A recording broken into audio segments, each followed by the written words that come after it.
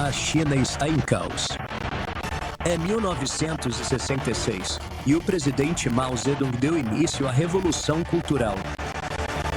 Os estudantes são incentivados a se rebelar contra seus professores. Os chamados guardas vermelhos destroem tudo que lembra os velhos costumes. Nos próximos 10 anos, centenas de milhares de pessoas serão mortas.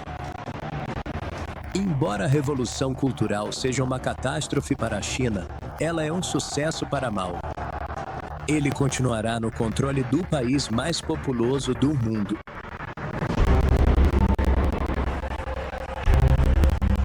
A história está repleta de exemplos de como ditadores chegaram ao poder. Mas quais são os temas em comum? Quais são as circunstâncias que levam à tirania? E quais técnicas eles usam para chegar ao topo?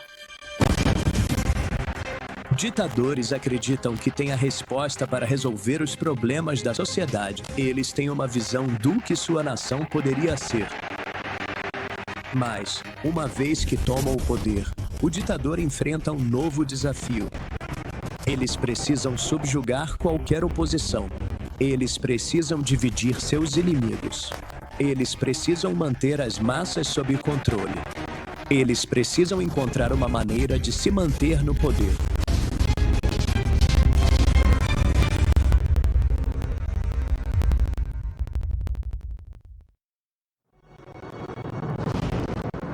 Ditadores compartilham muitas características em comum. Eles são carismáticos, narcisistas e sádicos. Mas, acima de tudo, eles têm sede de poder. Eles são movidos por essa sede implacável de permanecer no poder. Um ditador tem muitos inimigos, tanto dentro do seu círculo íntimo quanto de fora, indo da elite até as massas. Então, depois de conquistar o poder, um ditador precisa se concentrar em permanecer no poder. E, uma vez que tomam o poder, eles monopolizam o poder e esmagam todos os concorrentes. Existem várias estratégias comuns que as ditaduras usam para se manter no poder. Uma das estratégias mais usadas, é claro, é ser repressivo. Um ditador pode colocar rivais uns contra os outros, mandá-los para a prisão, assassiná-los, ou ambos. Eles podem tentar controlar o exército ou influenciar as massas com propaganda. Eles podem até se ingratiar melhorando o padrão de vida da base de poder, muitas vezes em detrimento de outros. Mas, não importa como um ditador se mantém no poder, ele geralmente está disposto a fazer o que for preciso para não perdê-lo. A face pública de um regime é indispensável. Ninguém entendeu isso melhor do que Mao Zedong, que se tornou presidente da República Popular da China quando os comunistas tomaram o poder em 1949. Apesar de muitos contratempos, Mao manteria o poder por quase 30 anos. Imediatamente após os comunistas derrotarem os nacionalistas de Chiang Kai-shek, um retrato apressadamente esboçado de Mao apareceu sobre o portão principal da cidade proibida em Pequim. A China havia entrado em uma nova era que seria um grande choque para os mais de 500 milhão de habitantes do país. Quase 30 anos de guerra civil intermitente haviam terminado, e os comunistas vitoriosos agora enfrentavam o desafio de remodelar a nação. O partido é o de vanguarda revolucionária no poder, mas precisam mostrar serviço. Chegaram ao poder pela força e promessa da revolução. Continuar a revolução. Mao se espelhou em Stalin e rapidamente buscou impor controle absoluto sobre a vida dos chineses comuns, coletivizando a agricultura e eliminando a propriedade privada. A coletivização significou que os proprietários de terras e figuras que exploravam o campesinato foram violentamente derrubados. Essas campanhas de reforma agrária levaram à morte de milhões de pessoas. A violência continuou durante os anos 1950, enquanto Mao realizava uma série de expurgos satanistas para manter o controle. Como o partido nunca havia governado um país inteiro como a China antes, ele precisou criar um sistema para eliminar o que considerava inimigos, reais e imaginários. Ao mesmo tempo, o regime realizou uma purga literária, queimando ou destruindo em massa livros considerados anticomunistas ou antimaoístas. Mao tornou-se o tema e autor dominante, com seus diversos ensaios, poemas e citações impressos e distribuídos em grandes quantidades. Jornais, revistas e fotografias também foram usados para fins de propaganda, e Mao foi promovido como um visionário, um rei filósofo. Na China, a palavra propaganda não necessariamente tem uma conotação negativa. Para os chineses, propaganda é sobre tentar convencer e persuadir o público sobre ideais e valores importantes. Mao se inspirou muito em seu homólogo soviético, Joseph Stalin. Mas, nos anos 1950, surgiu uma cisão entre as duas nações. Mao considerava Stalin um dos maiores marxistas do mundo. Ele realmente o valorizava como teórico, como um estrategista particularmente brilhante do marxismo e como alguém que herdou o legado de Lenin. No entanto, Stalin se sentiu ameaçado pelo surgimento da China como um grande ator comunista. Ele pressionou Mao para desacelerar o processo de coletivização. Quando Stalin morreu em 1953, Mao expandiu ainda mais os coletivos agrícolas e assumiu o controle de todo o comércio e indústria nas cidades. Isso devastou a economia e gerou um descontentamento generalizado. Um outro problema surgiu para Mao quando, em 1956, o premier soviético, Nikita Khrushchev, fez um longo discurso no Kremlin denunciando Stalin e o reinado de terror que ele havia imposto. Quando Khrushchev inicia a desestalinização em meados dos anos 50, Mao passa a considerar a União Soviética como revisionista. Ele vê isso como problemático. Dizer que Stalin cometeu erros é uma coisa, mas desestalinizar é revisar o movimento comunista global para ignorar suas contribuições importantes como teórico. Khrushchev acreditava que o principal órgão de tomada de decisões da União Soviética deveria ser o Politburo, e não uma única pessoa.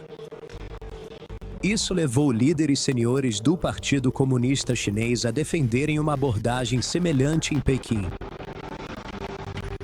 O maoísmo como doutrina, conhecido como pensamento de Mao Zedong, foi removido da Constituição e Mao se viu deixado de lado dentro do próprio partido. Após menos de 10 anos como líder, Mao corria o risco de perder tudo o que havia construído. Mas ele não abriria mão do poder sem lutar. Em 1934, um ano depois de se tornar chanceler da Alemanha, Adolf Hitler enfrentou um problema semelhante. A ameaça vinha das Sturmabteilung, ou SA, o braço paramilitar do Partido Nazista, e em particular de seu líder fanático, Ernst Röhm. Se Hitler quisesse manter seu controle sobre o poder, algo precisava ser feito. Os dois homens já haviam sido amigos. Hitler confiava em Röhm e o nomeou chefe da SA para melhorar a disciplina e a lealdade deles a si mesmo. Mas Röhm era ambicioso e intensificou o recrutamento, de modo que, em meados de 1934, a SA já contava com milhões de membros. Boatos circulavam de que Röhm poderia tentar derrubar Hitler. A SA, em especial, ficou cada vez mais indisciplinada no final de 1933 e início de 1934. Eles não estão obedecendo. E eu acho que Hitler percebe que, para se manter no poder, Ele precisa ter controle total sobre o próprio partido e esmagar aqueles elementos radicais incontroláveis dentro do seu próprio partido. O que ele faz? No dia 30 de junho de 1934, Hitler ordenou a prisão e execução de Rohm e de dezenas de outros líderes da SA. Então Hitler aproveitou a oportunidade não só para lidar com Rohm, que foi assassinado naquela noite, mas também para matar uma série de outros opositores políticos. Ao final de 3 dias, o número de mortos chegou a 85, embora provavelmente tenha sido muito maior. Esse episódio ficou conhecido como a Noite das Facas Longas. Ele realmente usou a oportunidade daquela noite como parte de sua consolidação de poder de uma forma muito, muito sangrenta e brutal, para acertar contas com opositores, críticos e realmente para então preparar ainda mais o terreno para sua infalibilidade, para seu domínio autocrático completo, não só do partido, mas também do Estado. A resposta do público alemão foi em grande parte positiva, já que viam a SA como uma ameaça à sua segurança. A SA foi gradualmente desmantelada ao longo dos anos seguintes, e nem ela nem qualquer outra parte da máquina nazista voltaram a representar uma ameaça séria para Hitler. Enquanto a trajetória de Hitler dentro do partido nazista garantia que ele fosse indivisível dele, o líder da União Soviética, Joseph Stalin, não tinha essa vantagem. Para se manter no poder e combater dissidentes internos e ameaças externas, Stalin decidiu tomar medidas drásticas. Na década de 1930, o ditador soviético transformou a opressão política em uma política sustentada de terror, assassinando cerca de 750 mil pessoas e prendendo cerca de 1 milhão a mais. Para Stalin, o objetivo fundamental dos expurgos era a autopreservação e não a proteção dos interesses do partido. Contra-revolucionários, opositores políticos e as chamadas minorias da Quinta Coluna tornaram-se vítimas dos expurgos. Por mais monstruosa que fosse essa tática, ela também foi brutalmente eficaz na consolidação do poder de Stalin. Através do puro terror, Stalin havia fortalecido seu controle sobre o partido e, com o poder interno assegurado, ele voltou sua atenção para as ameaças externas que pairavam sobre seu regime. No final da década de 1930, era evidente que a Alemanha nazista estava se preparando para a guerra, e Hitler nunca escondeu o fato de que desprezava tanto os comunistas quanto os eslavos. Também estava cada vez mais claro que Hitler queria Lebensraum, ou espaço vital, para o povo alemão, e que estava disposto a ir à guerra para conseguir isso. Para Stalin, a invasão pela máquina de guerra alemã era a maior ameaça ao seu poder. Praticamente tudo que Stalin fazia ao longo dos anos 30 é para se preparar para a guerra. Apesar, ou talvez por causa, do risco que uma guerra total representava para a liderança de Stalin. De 1938 a 1941, as fábricas soviéticas produziram dezenas de milhares de armas, tanques e aviões. O programa mínimo era manter a União Soviética fora dos combates ativos pelo maior tempo possível, porque Stalin, provavelmente com razão, sentia que o país não estava pronto para uma grande guerra. Uma maneira de Stalin ganhar mais tempo era fazer um acordo com ameaças potenciais. Em agosto de 1939, a União Soviética firmou um pacto de não agressão com a Alemanha, conhecido como Pacto Molotov-Ribbentrop, em referência aos ministros das Relações Exteriores que o assinaram.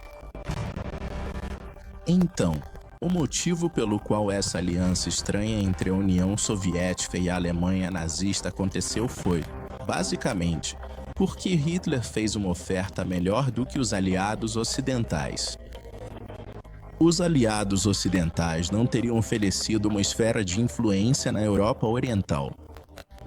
A Alemanha estava disposta a oferecer isso, sempre esperando que, de qualquer forma, acabaria rompendo esse pacto. Stalin também acreditava que o pacto Molotov-Ribbentrop faria com que Hitler voltasse sua atenção para o Ocidente e que Alemanha e França travariam uma guerra de desgaste. Isso esgotaria ambos os países, ao mesmo tempo em que lhe daria tempo para fortalecer sua posição. No entanto, Hitler avançou pela França mais rápido do que Stalin havia previsto. E então, em junho de 1941, após conquistar a maior parte da Europa continental, a Alemanha invadiu a União Soviética. O pacto acabou, no fim das contas, se desfazendo.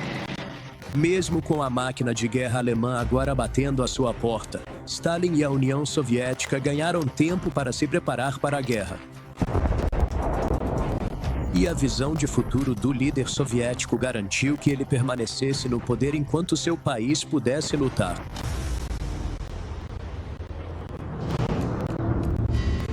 Em 1941 também foi o ano em que a Alemanha invadiu a Iugoslávia e, ao fazer isso, criou as circunstâncias que levariam ao surgimento do líder pós-guerra daquele país, Josip Broz Tito.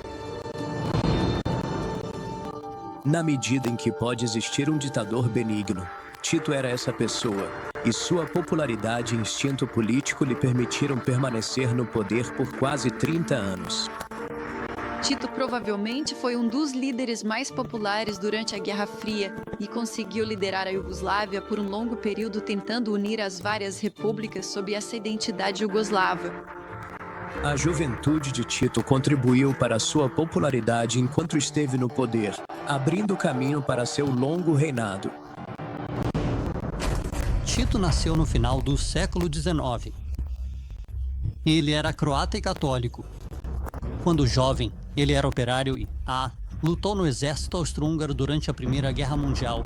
Foi feito prisioneiro na frente russa e, como prisioneiro de guerra na Rússia, descobriu o bolchevismo e se alistou nas unidades pró-soviéticas formadas entre os prisioneiros de guerra. Na década de 1930, Tito viajou para a União Soviética, onde impressionou Stalin, que o nomeou chefe do Partido Comunista da Iugoslávia.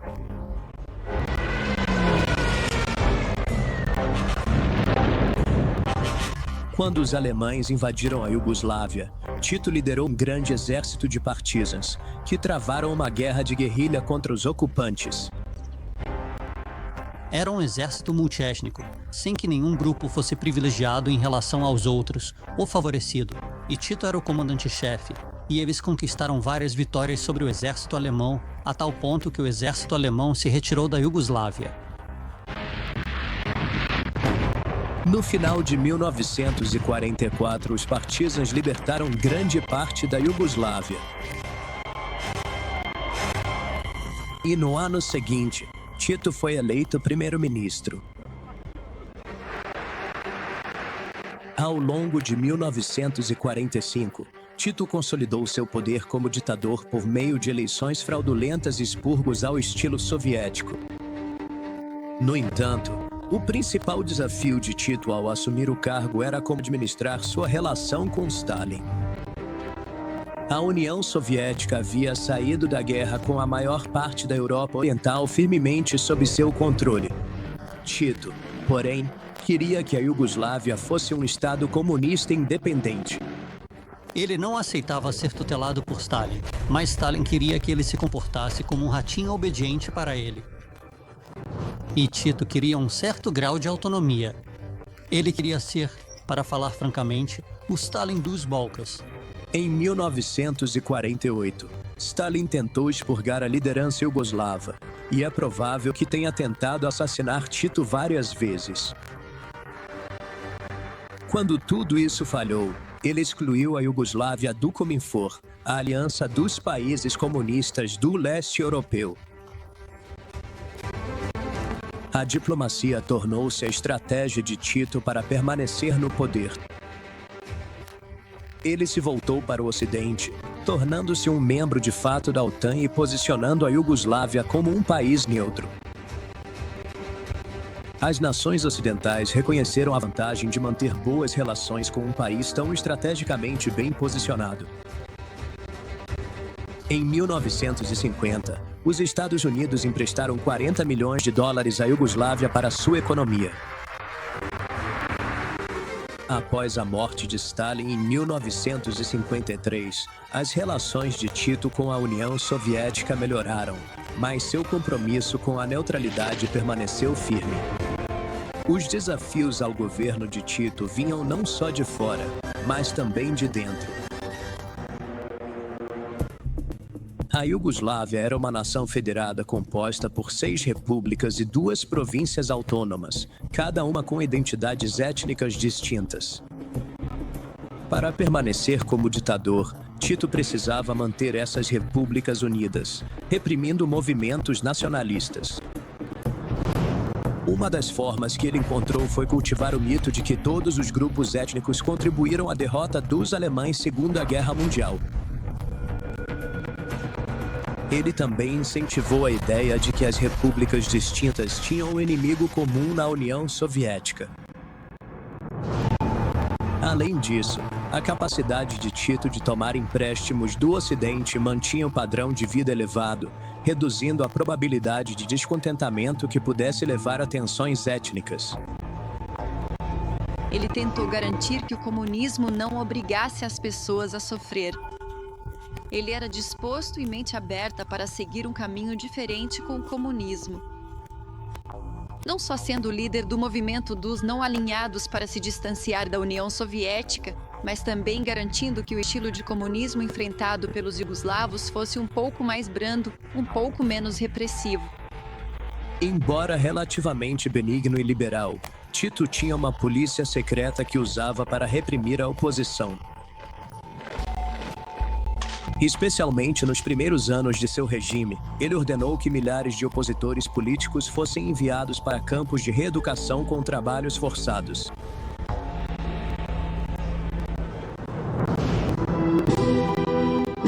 Tito morreu no cargo em 1980, aos 87 anos. A partir desse momento, a Iugoslávia começou a perder sua coesão.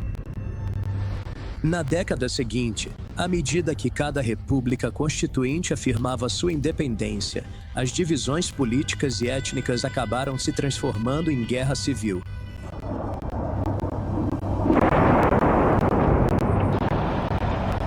O legado de Tito foi de ousadia política, de coragem política, de visão política, mas também um legado de ilusões.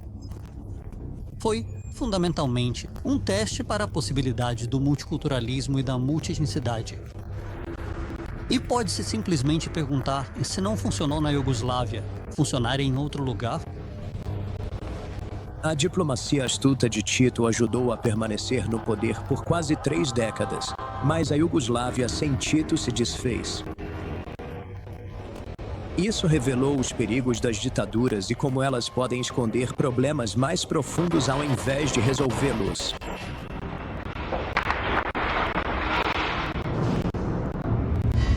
Meio século antes, na Espanha, outro ditador chegou ao poder e se manteve nele por ainda mais tempo do que Tito. A guerra civil que fez do general Francisco Franco ditador da Espanha tirou a vida de 500 mil de pessoas.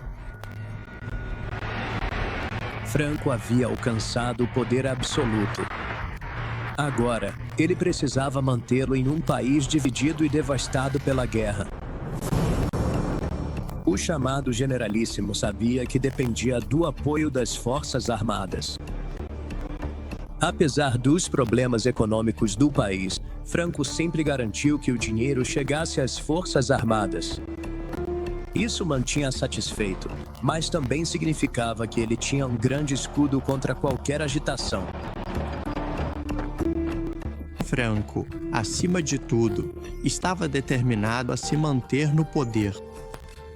E, para isso, ele era capaz de ser flexível em sua política, enquanto o poder concedia a certos grupos em vez de outros. A disposição de Franco em mudar de política o fez sobreviver a muitos contextos históricos ao longo de seu longo reinado. Ele sobreviveu não apenas ao início dos anos 1940, com a ascensão do fascismo na Europa. Ele sobreviveu ao fim da Segunda Guerra Mundial. Como ele sobrevive ao fim da Segunda Guerra Mundial? Bem, ele desfascistizou sua ditadura para enfatizar que seu regime era um regime católico. Em 1953, a Espanha assinou o concordato com o Vaticano. Isso deu à Igreja mais independência dentro da Espanha, mas também significou que o regime agora contava com o total apoio do Papa. Isso deu a Franco um enorme impulso em sua legitimidade. A Igreja esteve intimamente envolvida em outra forma pela qual o regime de Franco manipulou a população espanhola e a censura. A Igreja Católica Espanhola teve influência e, muitas vezes, controlava as decisões de censura do Estado. Uma parte essencial de qualquer ditadura é eliminar a dissidência o máximo possível. Enquanto Franco prendia ou executava dissidentes individuais, a censura estatal também tornava praticamente impossível que as pessoas se manifestassem contra o regime. Livros, rádio, televisão, cinema, música e apresentações públicas eram todos fortemente censurados por funcionários do governo. Enquanto Franco buscava controlar a narrativa em torno de seu regime, Franco não era particularmente carismático. Houve um processo de construção de sua figura na propaganda. Havia uma enorme propaganda sobre o que Franco representava, mas havia muito pouco dentro dessa propaganda que fosse verdade. Quero dizer, ele era uma pessoa muito simples, bastante medíocre. Não era um oficial militar particularmente brilhante, mas era cauteloso no que fazia, cuidadoso, lento ao lidar com as coisas. E talvez esse tenha sido um dos segredos de ter permanecido tanto tempo no poder. a imprensa não era apenas censurada, mas também usada como ferramenta de propaganda pelo regime. Além disso, Franco buscou impor a uniformidade nacional, tornando o castelhano a única língua permitida para ser falada. Para se manter no poder, o sempre flexível Franco usou diferentes técnicas em diferentes momentos, conforme a necessidade surgia. E, ao navegar pela geopolítica da Guerra Fria, ele demonstraria que controlar as massas vai muito além de apenas propaganda e uniformidade.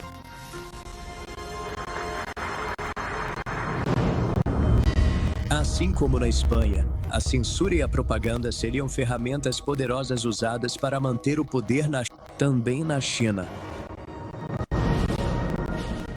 Em 1957, Mao Zedong já havia superado as implicações políticas do discurso anti-Stalin de Khrushchev e estava novamente à frente do Partido Comunista Chinês.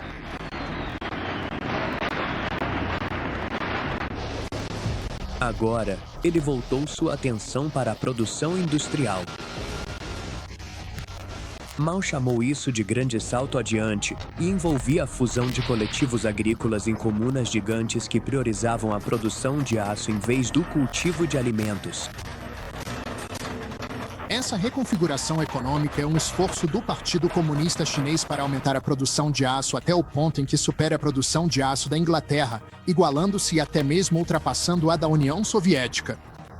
Como parte desse processo, ele intensificou a sua própria deificação, apresentando-se como uma fonte infalível de sabedoria e verdade. Mao exigia lealdade absoluta e tolerância zero a críticas. No fim das contas, o grande salto adiante foi um desastre absoluto, possivelmente o maior desastre de toda a história da República Popular da China.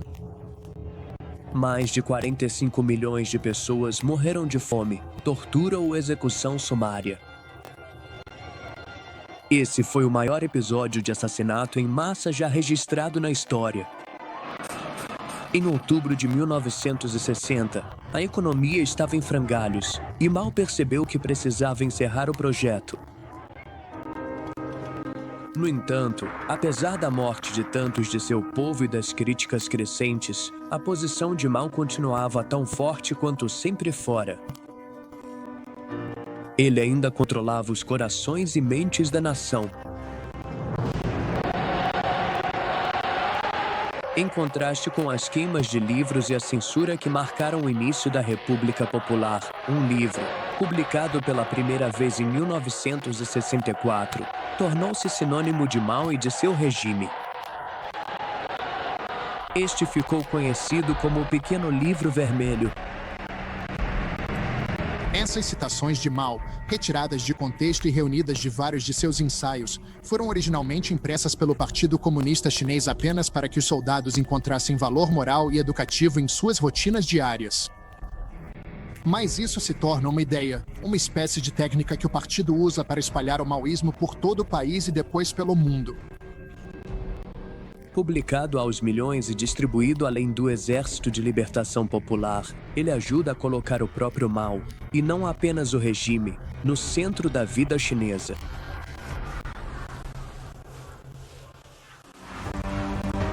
Mas a Revolução Cultural, que começou em 1966, consolidou a posição de Mao. Em nível ideológico, seu objetivo era erradicar vestígios da cultura capitalista no Estado comunista. Mas Mao também esperava que isso fomentasse a lealdade a ele próprio. Como bônus, isso lhe deu a chance de expurgar aqueles líderes do partido que ousaram enfrentá-lo.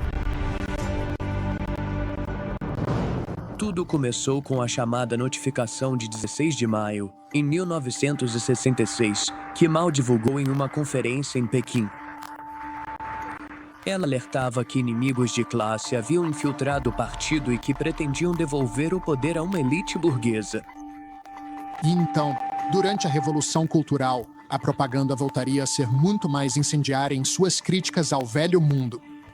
Vocês são jovens e são o futuro do nosso país. Não importa onde estejam na sociedade chinesa, vocês têm um papel a desempenhar para realizar a grande visão de Mao.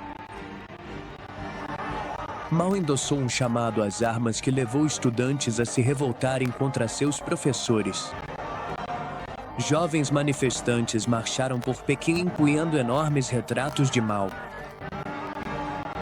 Essa centralidade da imagem de Mao realmente cria Mao como esse capital simbólico icônico, certo? Essa pessoa que é mais do que apenas um homem. Ele é um símbolo que você veste. Eles são palavras que você carrega e às quais adere no seu dia a dia. Ele está onipresente nas suas práticas diárias através dos cartazes e das fotos que você tem emolduradas em casa. E o culto a Mao realmente nasce disso.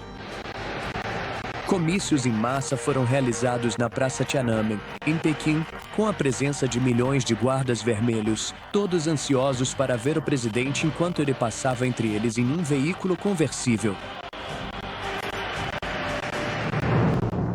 A Revolução Cultural durou 10 anos e levou à morte de pelo menos 1 milhão de pessoas, enquanto o país parecia mergulhar em uma guerra civil, com facções lutando até mesmo pelo significado da própria revolução. Mas para Mao Zedong, esses 10 anos violentos marcaram o retorno definitivo ao poder.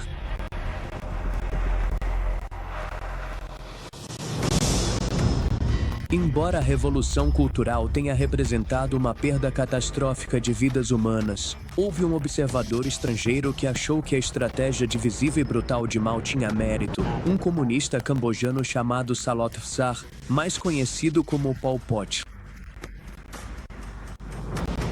O ditador cambojano ficou no poder por apenas 4 anos, mas nesse curto período, ele virou seu país de cabeça para baixo. Ele infligiu um sofrimento imenso e matou cerca de 2 milhões de seus próprios compatriotas, pelo menos 1/4 da população.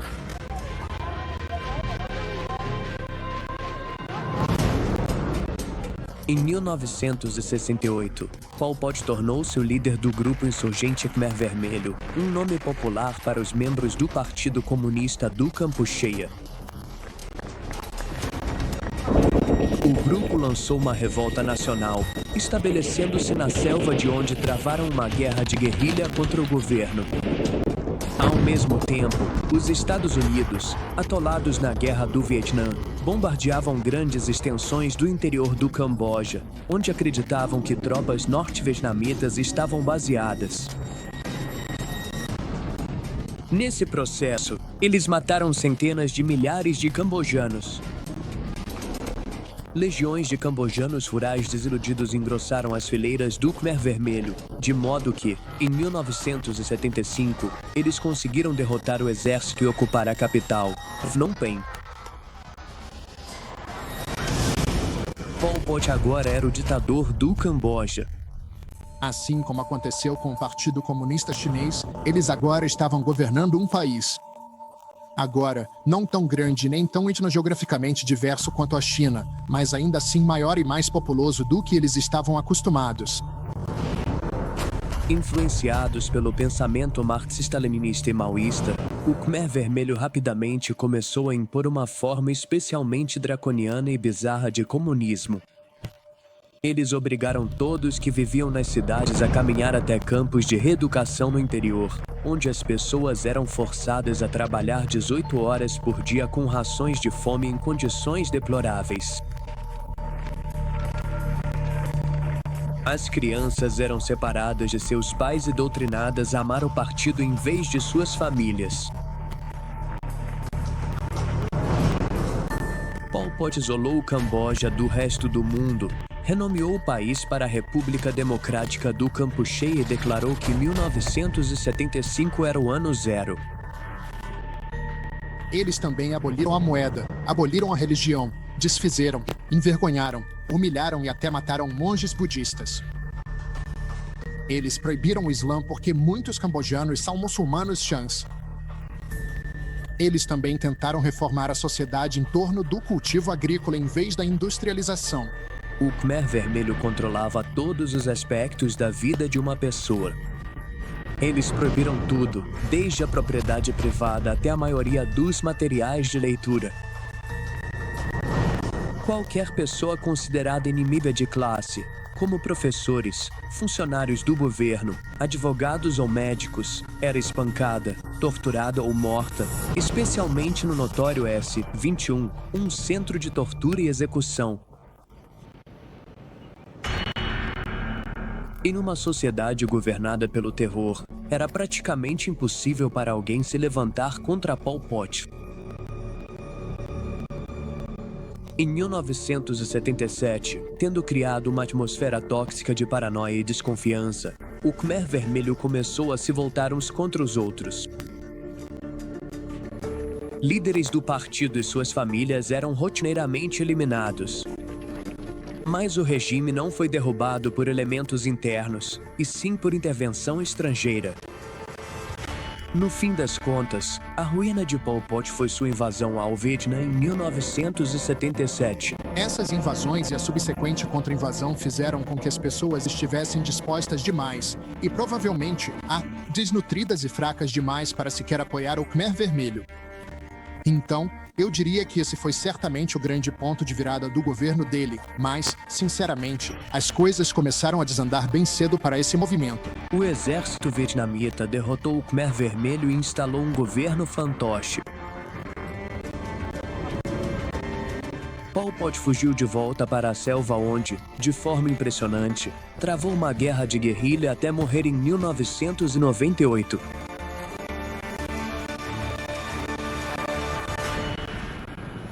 O legado dele, e do Khmer Vermelho de forma mais ampla, são cerca de 20 mil valas comuns espalhadas pelo Camboja, conhecidas como os Campos da Morte, um lembrete brutal de um ditador implacável que achava que poderia se manter no poder apenas pela repressão. Se Pol Pot tinha pretensões marxista-leninistas, o mesmo pode ser dito de Robert Mugabe.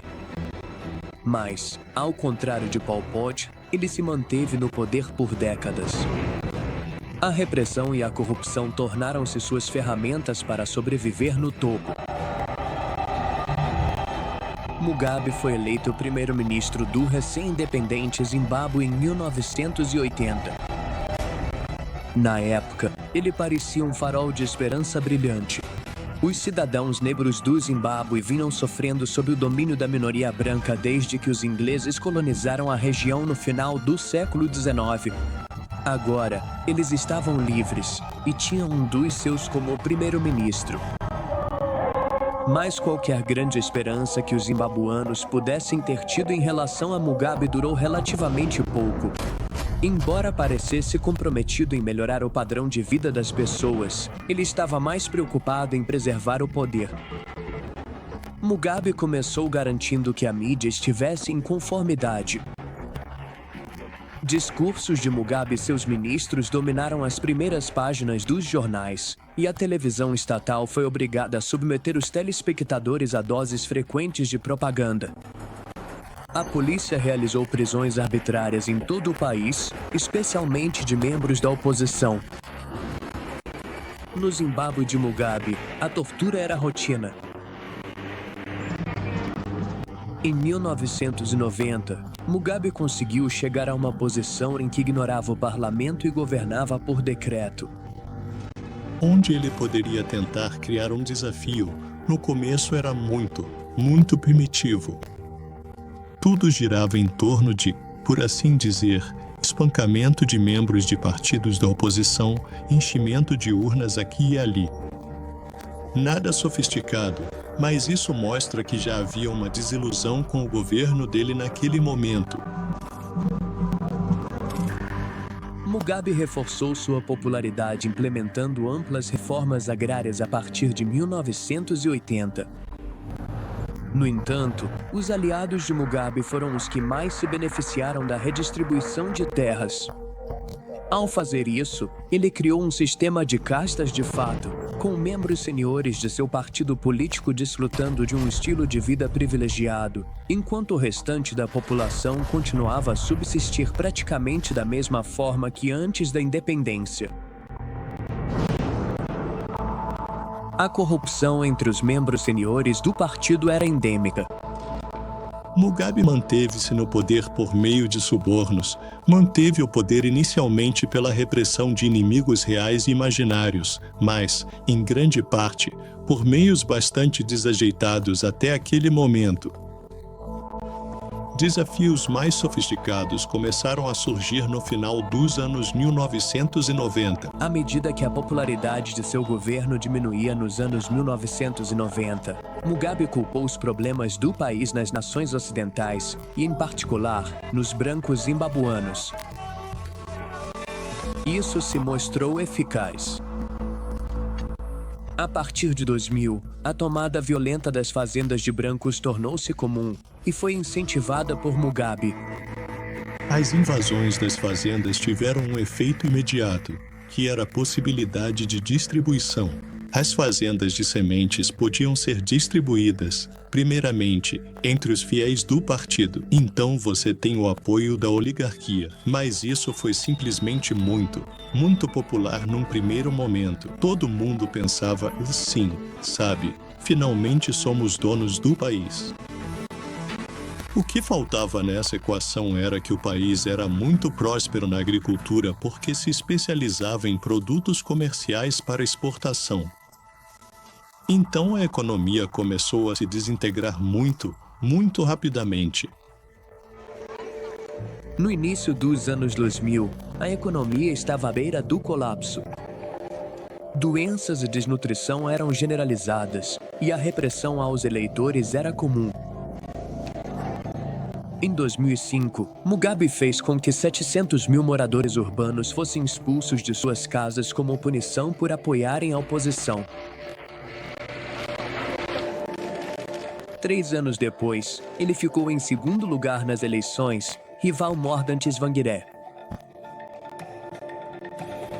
Mas a violência levou Tsvangirai a retirar sua candidatura para evitar que seus apoiadores fossem mortos pelos de Mugabe. Yes, indeed. E se, e onde está now? Mugabe não conseguiu renunciar ao poder. Aos 89 anos, ele ganhou outro mandato de 5 como presidente em eleição fraudada. Robert Gabriel Mugabe.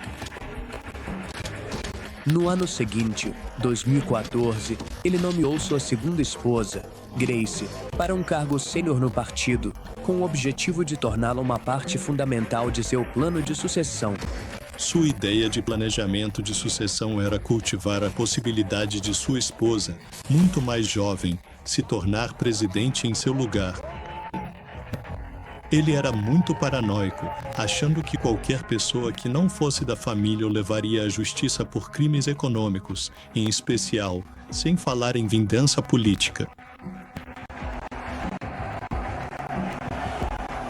Em 2017, Mugabe foi finalmente deposto em um golpe militar, levando a uma explosão de alegria nas ruas de Harare.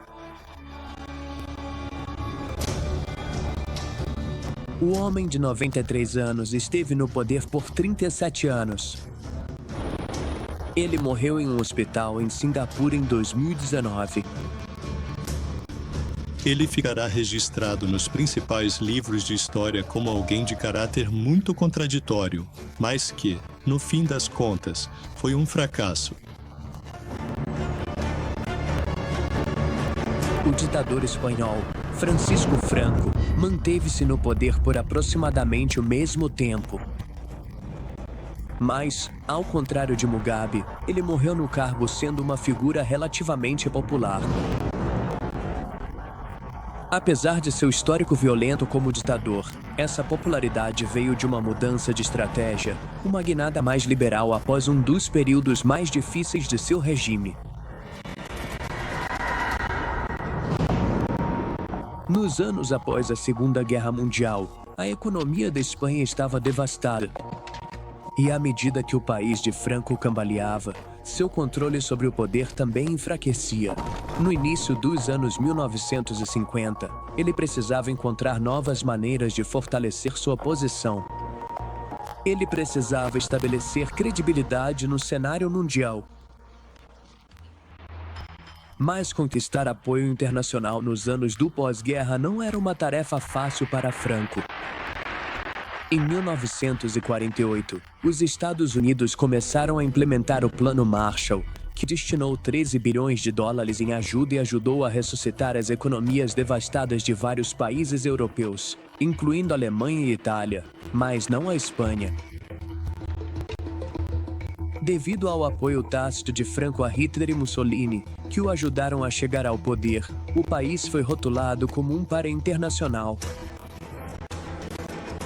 Se Franco quisesse conquistar o apoio dos Estados Unidos e salvar sua economia em colapso, ele precisava se reinventar. Mas agora ele vai se apresentar principalmente como uma ditadura anticomunista, impedindo o avanço do comunismo na Europa.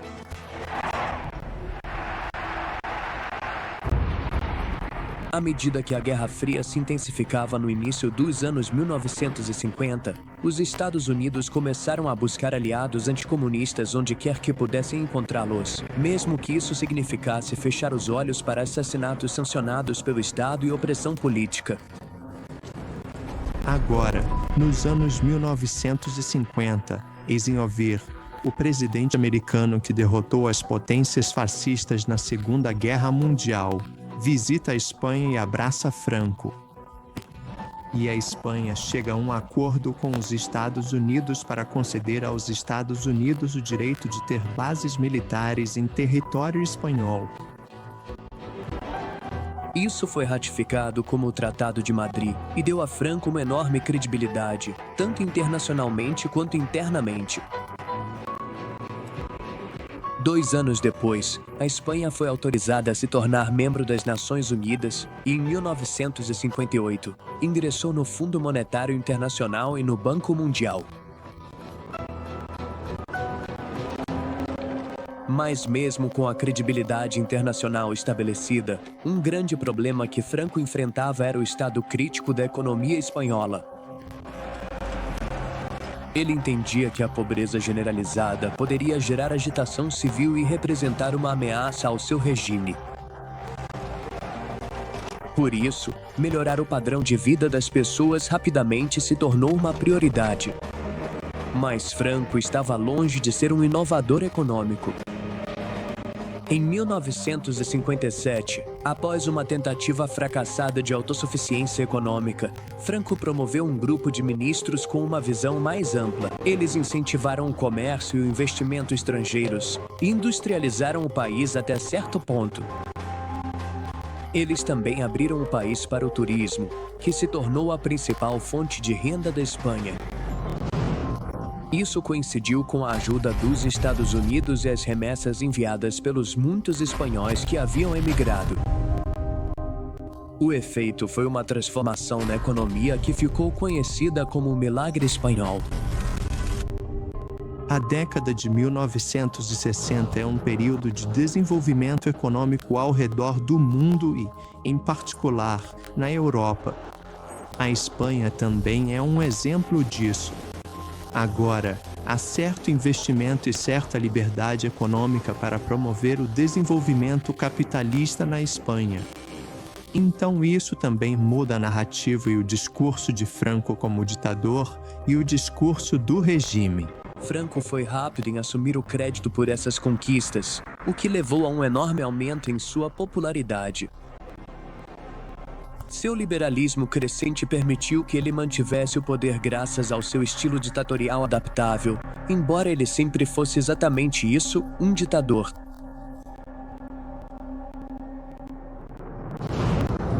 A popularidade sozinha não cria um regime duradouro, mas certamente ajuda. E como Franco demonstrou, às vezes manter-se no poder significa mudar sua ideologia. Na China dos anos 1970, Mao Zedong decidiu dar uma guinada na política externa, afastando-se da União Soviética e se aproximando dos Estados Unidos. Isso foi motivado em parte pelo medo de que a União Soviética pudesse invadir, após conflitos de fronteira 3 anos antes. Mas Mao também queria fortalecer sua imagem dentro de casa.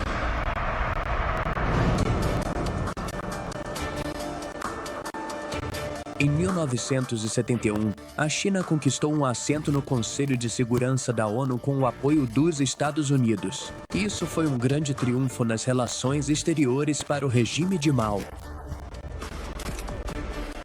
O presidente dos Estados Unidos, Richard Nixon, voou para Pequim em fevereiro de 1972. Nixon foi o primeiro presidente dos Estados Unidos a pisar em solo chinês.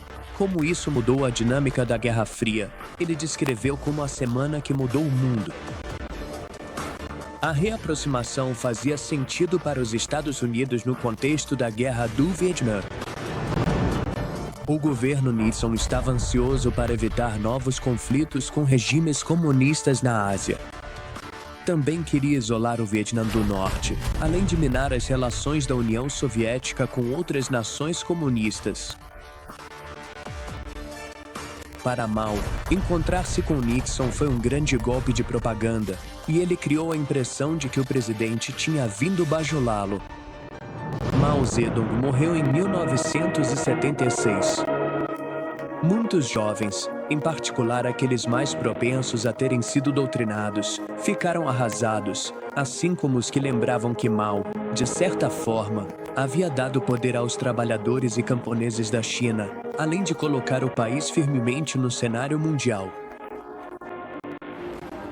Mas outros ficaram aliviados com sua morte, especialmente aqueles que sabiam que ele havia matado, deliberado ou acidentalmente, um número enorme de seu próprio povo, possivelmente até 80 milhões, e causado sofrimento incalculável a muitos outros.